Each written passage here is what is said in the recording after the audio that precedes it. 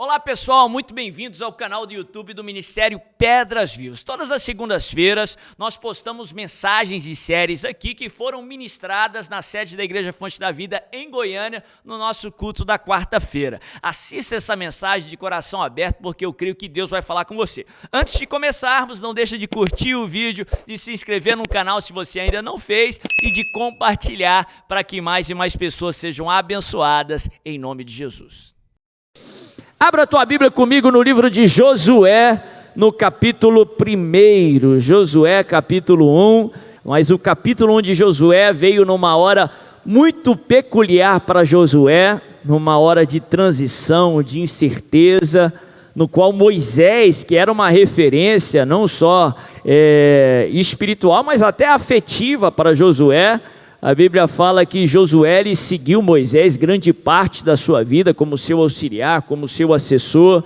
A Bíblia fala que Moisés, ele conduz o povo ali, libertando ele do Egito, da escravidão, depois por 40 anos no deserto, de uma maneira sobrenatural.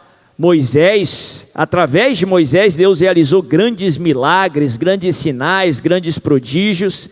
A Bíblia fala que Moisés tinha relacionamento com Deus de uma forma bastante peculiar. A Bíblia fala que ele habitualmente, lá em Êxodo no capítulo 33, a Bíblia diz que ele costumava tirar a sua tenda para fora do arraial. O arraial era onde o povo estava ali, mais de 1 milhão de pessoas no deserto. E num determinado momento do dia, apesar de todos os seus afazeres, de todas as suas responsabilidades, ele tirava sua tenda para fora do arraial para ter um momento exclusivo com Deus.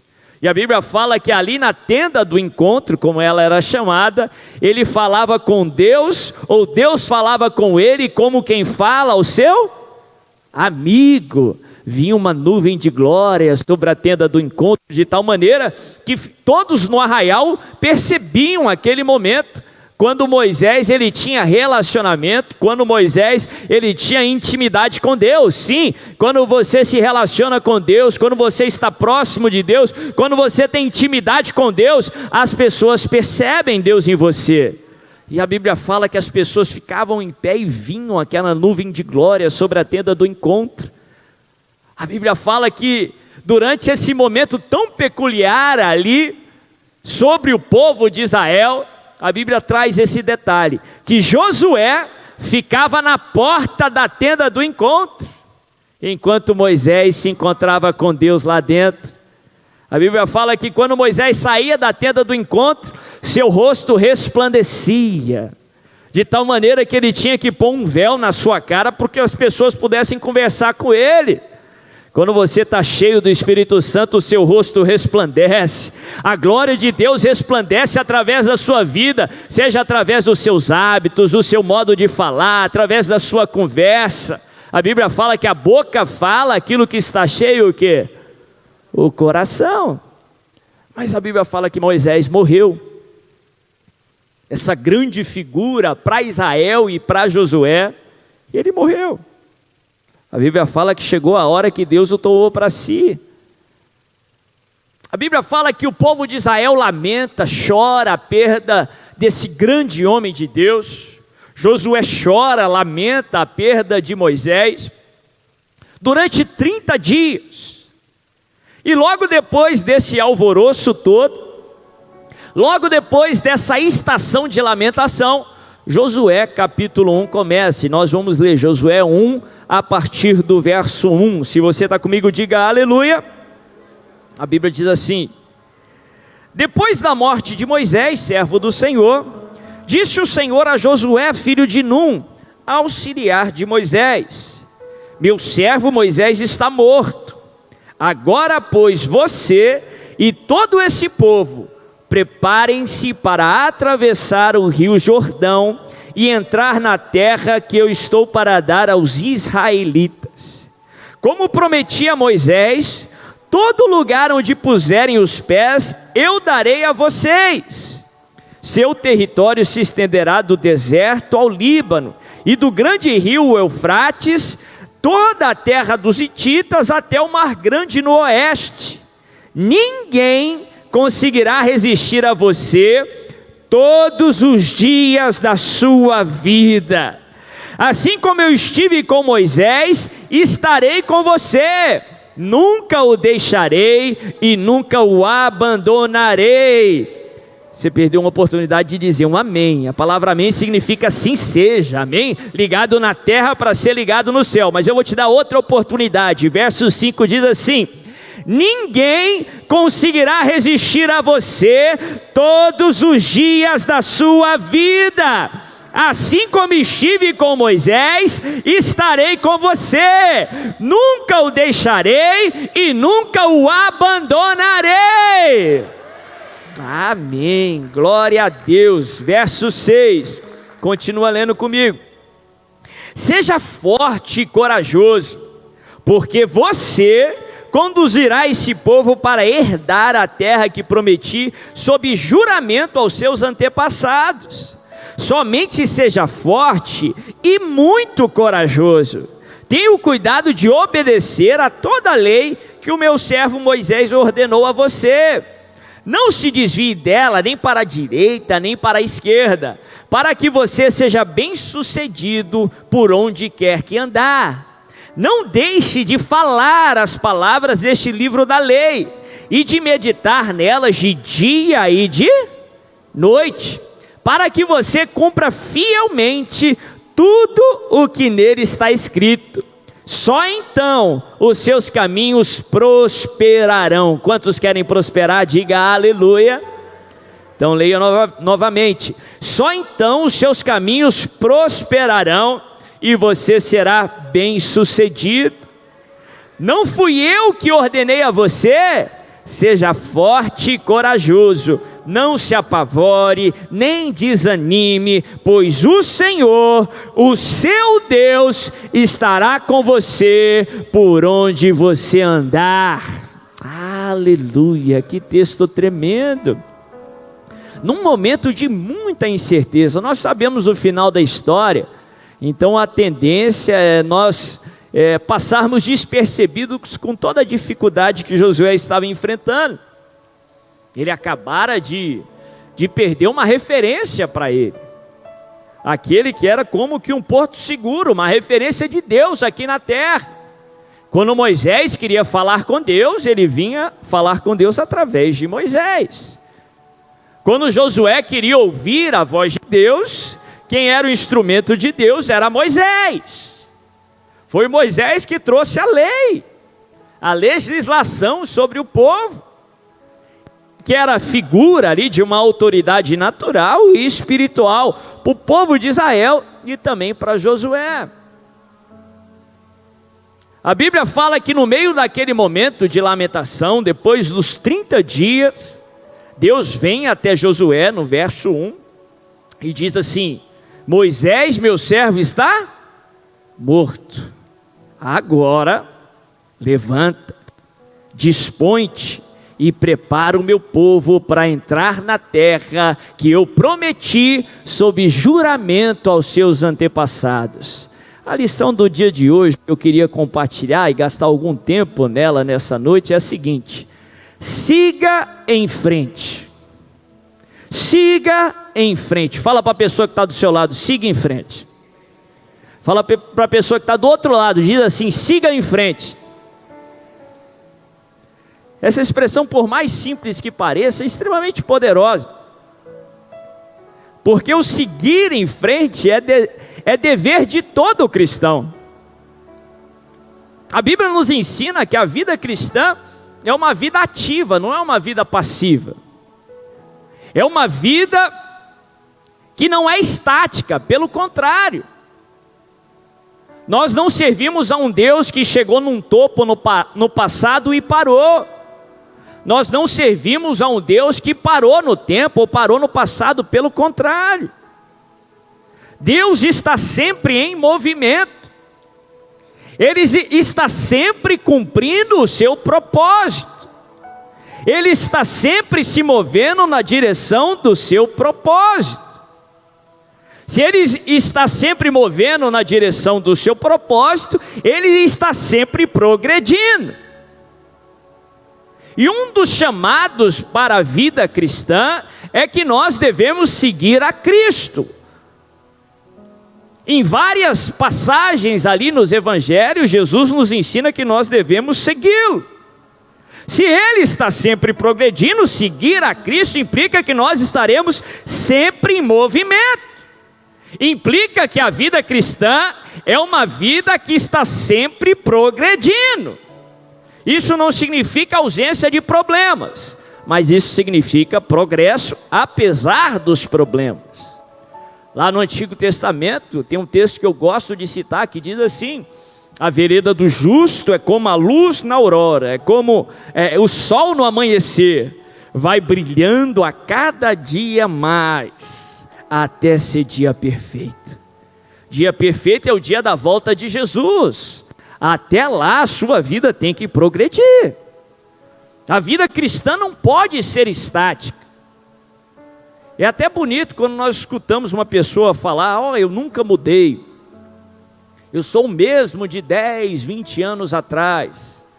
Mas por mais que seja bonito, e a pessoa quando fala isso quer dizer que não abriu mão dos valores, isso tudo é louvável, isso tudo é importante, mas isso vai contra o que a palavra de Deus nos ensina, porque a palavra de Deus não nos ensina a ser o mesmo de 10 anos atrás, pelo contrário, a vida cristã é de constante mudança.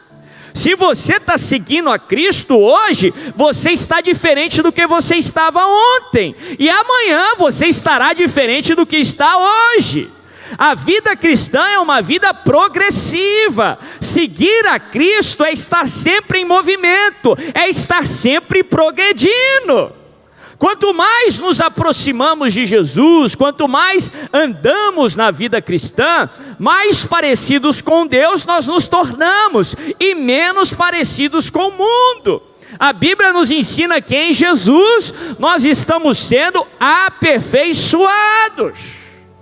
Por isso que o cristão não pode dizer que ele é o mesmo de 10 anos atrás, e graças a Deus por isso, porque todas as vezes que Jesus encontra com você, a sua vida é transformada. Todas as vezes que a sua vida é transformada em Jesus, ela melhora. Então hoje você está melhor do que estava há 10 anos, e pior do que estará amanhã, em nome de Jesus.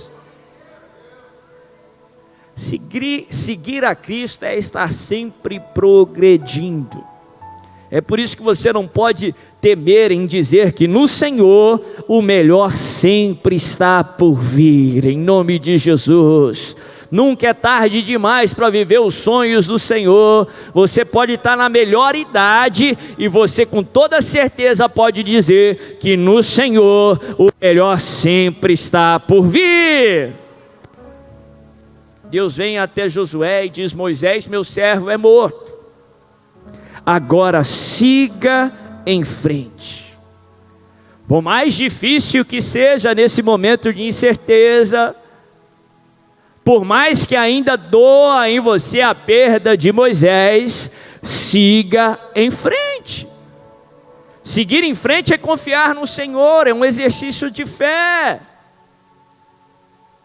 A Bíblia nos ensina, como eu falei, que Deus está sempre trabalhando para cumprir o seu propósito.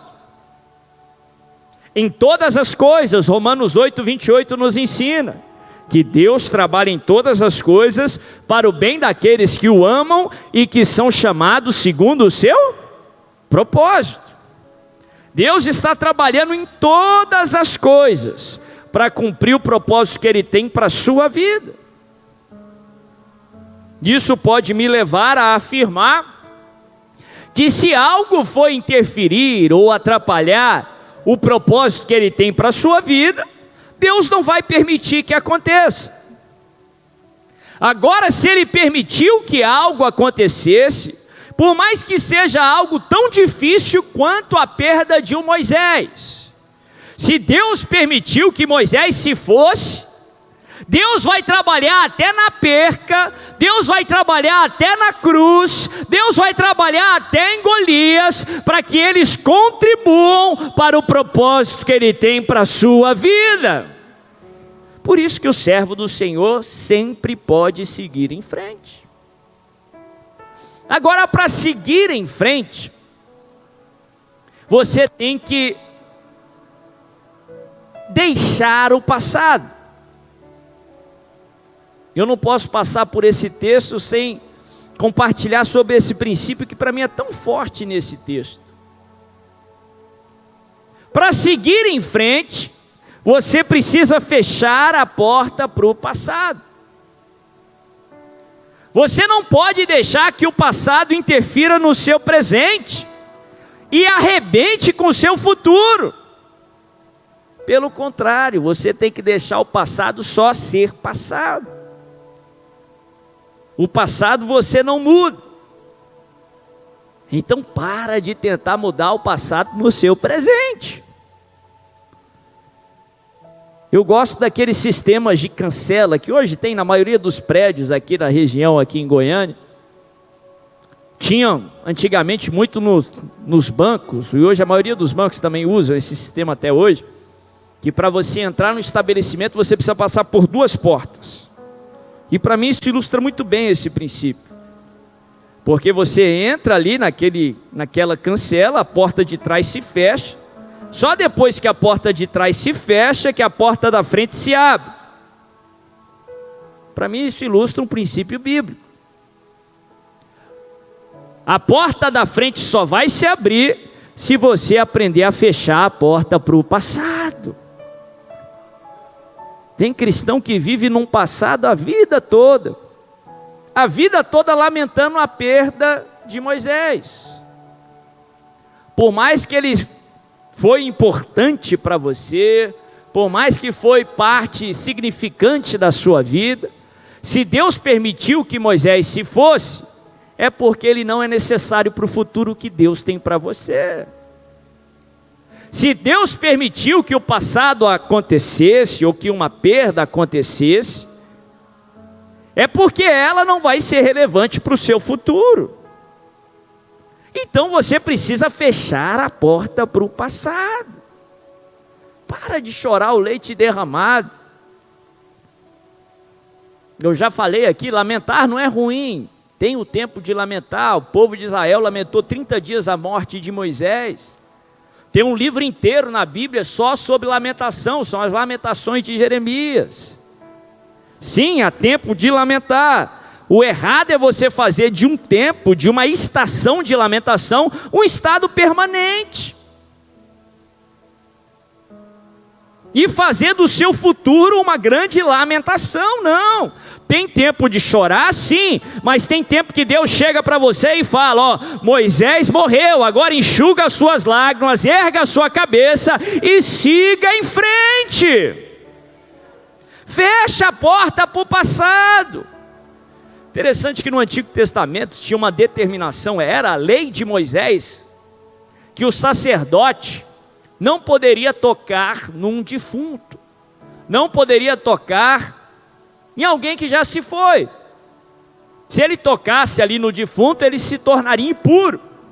E precisaria ter um trabalho aí para se purificar, se isolar e obedecer uma série de exigências. Isso nos prega uma mensagem, porque a figura do sacerdote lá no Antigo Testamento é uma figura minha e sua. No Novo Testamento, em Jesus, nos tornamos sacerdotes reais. Nós podemos ter conexão direta com Deus. E sacerdote real não pode viver tocando no passado, não pode viver tocando em defunto, senão você não vai seguir em frente. Fecha a porta para o passado, em nome de Jesus. Se o passado foi ruim, foi algo que te trouxe dor, Deus não é insensível à sua dor. Teve o tempo de lamentar, a lamentação faz parte da cura. Agora tem tempo também de fechar a porta do passado, para que a porta lá na frente se abra, em nome de Jesus. Eu gosto ali do exemplo de Samuel em relação a Saul. A Bíblia fala que Saul, o primeiro rei de Israel, foi ungido por Samuel, e era como que um discípulo, um filho de Samuel, porque Saul no início, apesar da sua grande estatura, era uma pessoa extremamente tímida, insegura, e foi Samuel que trabalhou nele, foi Samuel que ensinou, mentoreou, até que ele se tornasse um grande rei, o primeiro rei de Israel. Então Samuel gerou uma grande expectativa para Saul. Só que a Bíblia fala que Saul pisou na bola. Saul desobedeceu a Deus, por mais que Deus tenha lhe dado outra chance, ainda assim ele escolheu o caminho da desobediência.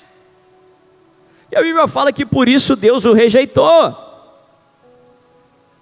A Bíblia fala que Saul lamentou, mas Deus já tinha tomado a sua decisão. E a Bíblia fala que Samuel lamentou, e lamentou muito. Samuel chorou.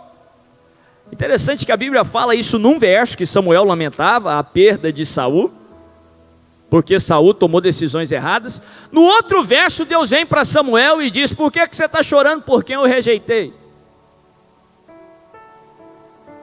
Para de chorar pelo passado. Sim, você já chorou, pronto, lamentou, agora enxuga as lágrimas. Deus tem mais para você. O melhor de Deus está por vir. É até um clichê aí, o pessoal usa muito esse exemplo aí fora, mas se o motorista dirigir olhando para o retrovisor, ele vai bater o carro. Então para de dirigir a sua vida olhando para o passado. É por isso que você está batendo o carro, é por isso que você não está saindo do lugar. Num verso depois, Deus vem para Deus vem para Samuel e diz: por que você está chorando porque eu rejeitei?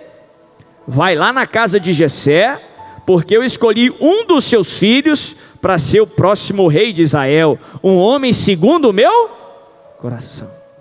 Quem que Deus estava falando para Samuel? Estava falando de Davi.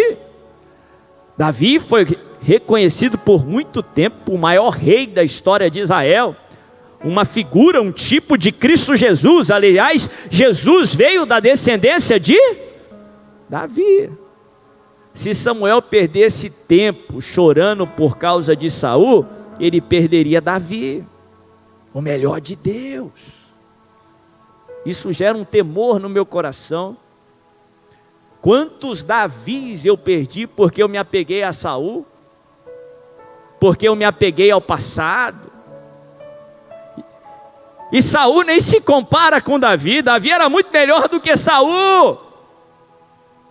Não perca o seu tempo chorando por Saul. Não perca o seu tempo chorando por quem Deus rejeitou. Não perca o seu tempo chorando por aquilo que já se foi, em nome de Jesus. Chorou? Enxuga as suas lágrimas e segue em frente. Deus tem Davi para você, Deus tem o melhor para você. O seu futuro será melhor do que o seu passado, em nome de Jesus. Segue em frente, em nome de Jesus.